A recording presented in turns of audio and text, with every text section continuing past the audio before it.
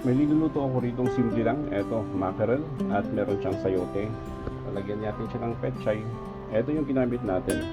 Hokkaido. Inisa ko siya sa sibuyas at yung kanyang sibuyas, kinusta ko siya. Yung halos magiging magkakaramelize na po siya para lalong mas masarap yung ating mackerel kahit na simpleng dilata.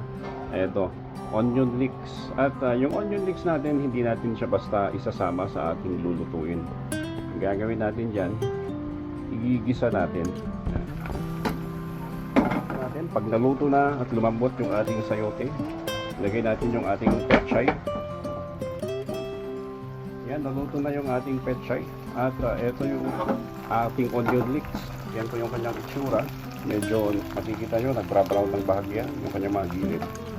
Ilipat lang natin siya dito sa kabila. Yan. At para mas masarap pa yung ating simpleng dilata, lagyan natin siya ng sesame oil.